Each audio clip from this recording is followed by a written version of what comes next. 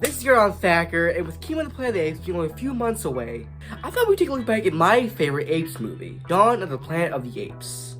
But I want to take a look at one specific aspect of this film, and that's its cinematography. Rise and War also have amazing cinematography, but Dawn just shines a little bit more in my opinion. This film is just filled to the brim with amazing cinematography.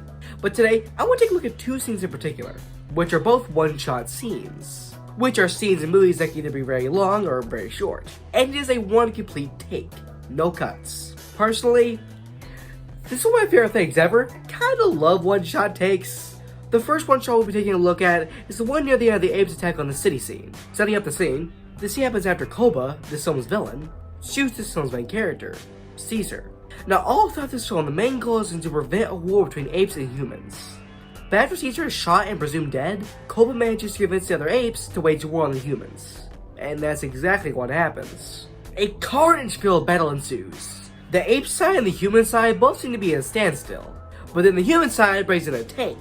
And it starts not looking so great for the apes. But then Koba rushes towards the tank and jumps onto it, which is what ensues this one-shot scene. And fun fact, this shot took 1,030 takes to get right. The slow pan around of the battlefield really lets the audience take in the scale and tragedy of this scene, with Koba being in the center of it all, reminding the audience of what caused it all to happen in the first place. This is a beautiful, tragic, sad, and amazing scene. The second one shot we have happens later in the movie, and it's one of my favorite scenes for this movie. It is one of my favorite scenes of all time. The scene in question is the scene where Malcolm goes back to the colony. Let me set the scene up. This scene happens after Malcolm and his family find Caesar, alive from his gunshot from Koba, but he's lost a lot of blood, and needs medical attention right away. And back at the colony, which is where Malcolm and his family lived, there's medication there. So Malcolm takes a risky gamble to go back to the colony to get this medication for Caesar. But just after Malcolm retrieves the medication, a few apes break into the colony, and begin to make their way closer to Malcolm. And this is where the one shot begins. Malcolm runs into a hallway, then begins to run down a staircase.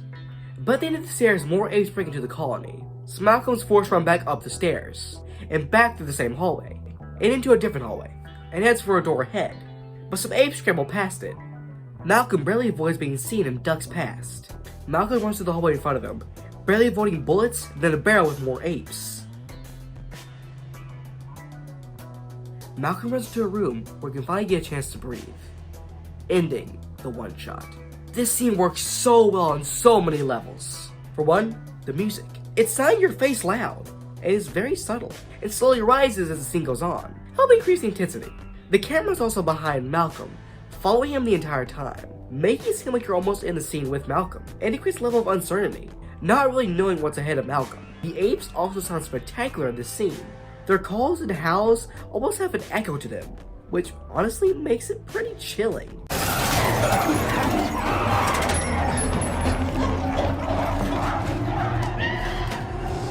The entire sound design of this scene is just phenomenal. This scene feels very real, allowing the audience to really get sucked in. Dawn of the Planet of the Apes is one of the best examples that truly shows the power cinematography has. And what are some films that you think have amazing cinematography? Bye guys for now! Bye bye, Thacker.